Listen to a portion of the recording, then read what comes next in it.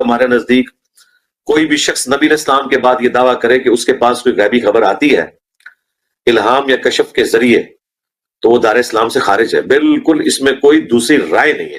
جب میں ریپیٹ کر رہا تھا کوشچن اللہ کی طرف سے الہام آیا، وہی تو آتی نہیں، نبوت تو ختم ہو گئی، کوئی بولنا تھا. لیکن الہام ایسی چیز ہوتی کہ اللہ کے رسول اپنے بندوں سے کبھی کبھی امیڈیٹلی مدد نازل کرتے. نحمده ونصلي على رسوله الكريم اما بعد فاعوذ باللہ من الشیطان الرجیم بسم اللہ الرحمن الرحیم. حضرات جی بکار، آپ نے دونوں ویڈیوز دیکھی کہ پہلی ویڈیو کے اندر انجینئر مرزا نے آج سے چند سال پہلے جو ہے ایک بیان دیا تھا اور یہ کہا تھا کہ جو بندہ دعویٰ کرے نبی کی نبوت کے بعد کہ میری طرف الہام اور کشف کے ذریعے اللہ تعالیٰ کی طرف سے غیبی مدد کی جاتی ہے تو وہ بندہ دار اسلام سے خارج ہے.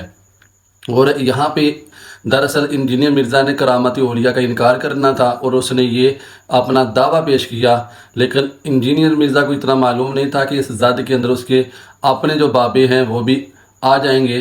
اور ان بابوں میں سے ایک بابا جو ڈاکٹر ذاکر نائک صاحب ہیں، تو جناب انہوں نے ابھی چند دن پہلے ہی یہ کہا کہ اللہ تعالیٰ کی طرف سے میرے اوپر الہام ہوا تھا.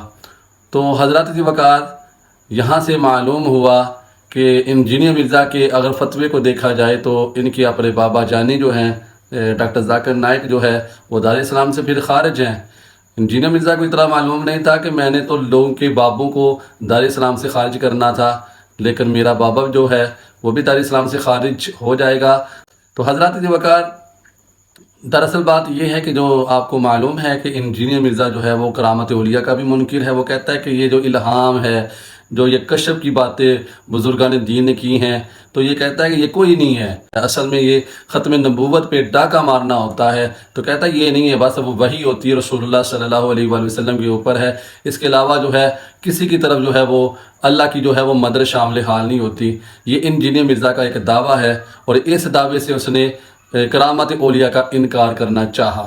حضرات کی وقار اگر انجینئر مرزا جو ہے وہ بخاری شریف کی وہ حدیث پڑھ لیتا 3469 اس کی نمبرنگ ہے کہ رسول اللہ صلی اللہ علیہ وآلہ وسلم نے ارشاد فرمایا کہ حضور فرماتے ہیں اِنَّهُ قَدْ كَانَ فِي مَا مَضَىٰ قَبْلَكُم مِّنَ الْأُمَمِ مُحَدَّثُونَ. حضور فرماتے ہیں کہ پچھلی امتوں میں بھی محدث ہوتے تھے. وَإِنَّهُ إِنْ كَانَ فِي أُمَّتِي هَٰذِهِ مِنْهُمْ فَإِنَّهُ عُمَرُ بْنُ الْخَطَّابِ. حضور فرماتے ہیں کہ عمر بن خطاب جو ہیں وہ میری امت کے محدث ہیں. اچھا حضرات کی وقار محدث کسے کہتے ہیں؟ یاد رکھیے گا کہ محدث اور محدث میں فرق ہوتا ہے.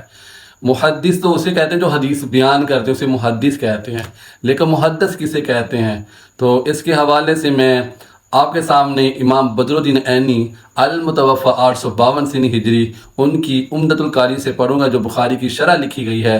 تو امام بدر الدین عینی علیہ رحمۃ اللہ تعالی آپ فرماتے ہیں کہ محدث کہتے کسے ہیں؟ منزلۃ الجلیلۃ من منازل الاولیاء، کہ محدث وہ بندہ ہوتا ہے کہ جو ولیوں کے مراتب میں سے اعلیٰ مرتبے پر ہوتا ہے، اسے محدث کہتے ہیں. یہ ہے محدث کی ڈیفینیشن کہ ولیوں کے کچھ مراتب ہیں، غوث، کتب، ابدال، لیکن ان تمام مراتب سے، ان تمام مرتبوں سے جو اوپر ایک مرتبہ ہوتا ہے اسے محدث کا نام دیا جاتا ہے. اور اس کے بارے میں محدث کے بارے میں یہ بھی قول آتا ہے کہ محدث کہتے کسے ہیں؟ تو آپ فرماتے ہیں کہ المحدث ہوا من یجری الثواب علی لسانہ. کہتے ہیں کہ محدث اسے کہتے ہیں کہ جس کی زبان پہ جو ہے وہ حق جاری ہو، اسے محدث کہتے ہیں. یعنی کہ ولیوں کی زبان پہ جو ہے وہ حق جاری ہوتا ہے، تو جو اللہ کے ولی امت محمدیہ کے وہ محدث ہیں. یہاں سے جو ہے اولیاء کی کرامت کا ثبوت ملتا ہے. بلکہ اور فرماتے ہیں کہ جو بندہ اس کرامت کو نہیں مانتا تو آپ نے فرمایا کرامت الاولیاء وَأَنَّهَا لَا تَنْقَطِعُ إِلَى يَوْمِ الدِّينِ. آپ فرماتے ہیں کہ یہ ولیوں کی جو کرامات ہیں تو اس کا جو سلسلہ ہے وہ قیامت کی صبح تک چلتا رہے گا. اللہ کی طرف سے ولی آتے رہیں گے، اولیاء آتے رہیں گے۔ اور یہ انجینئر بھی جو کہتا ہے نا کہ ولیوں کی کرامات کی وجہ سے نبی کی نبوت پہ ڈاکہ جو ہے وہ مارا جاتا ہے، ایسی بات نہیں ہے۔ نبی کی جو نبوت ہے وہ بہت اعلیٰ ہے، ولیوں کی جو کرامت ہوتی ہے، ان کی جو ولایت ہوتی ہے بہت نیچے درجے کی ہوتی ہے۔ ویسے بھی جو نبی ہوتا ہے تو ان کی طرف جو ہے وہ وحی کی جاتی ہے، لیکن جو ولی ہوتا ہے اس کی طرف وحی نہیں ہوتی، ان کی طرف جو ہے الہام کیا جاتا ہے، اللہ کی طرف سے بات جو ہے دل میں ڈالی جاتی ہے، القاء ہوتا ہے، الہام ہوتا ہے، کشف ہوتا ہے۔ تو یہاں سے پتہ یہ چلا امام بدر الدین عینی کی اسی حدیث کے ماتحت جو بخاری کی ہے اور بخاری کی جو دوسری شرح ہے امام ابن حجر العسقلانی کی، امام ابن حجر العسقلانی المتوفی 855 سنی ہجری، اور اس کی شرح کی جو ہے تعریف انجینئر مرزا بھی کرتا ہے۔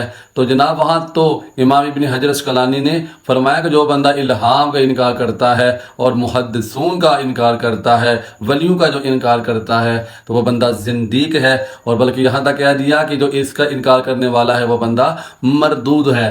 تو بخاری کی دونوں جو شرح ہیں، چاہے وہ بدر الدین عینی کی جو ہے شرح ہے عمدۃ القاری، یا وہ امام ابن حجر العسقلانی کی جو شرح ہے فتح الباری، تو دونوں جو شرح کے اندر جو ہے ولیوں کی کرامات کا ثبوت ملتا ہے۔ اور سب سے پہلے جو محدث ہیں نبی پاک علیہ السلام کی امت کے، تو وہ ہیں حضرت عمر بن خطاب رضی اللہ تعالیٰ عنہ کی ذات گرامی۔ اللہ تبارک و تعالیٰ کی بارگاہ میں دعا ہے کہ بندہ ان چیز نے آپ کے سامنے جو بیان کیا، اللہ تعالیٰ ہمیں توفیق عمل عطا فرمائے، آمین بجاہ نبی الامین صلی اللہ علیہ وآلہ وسلم۔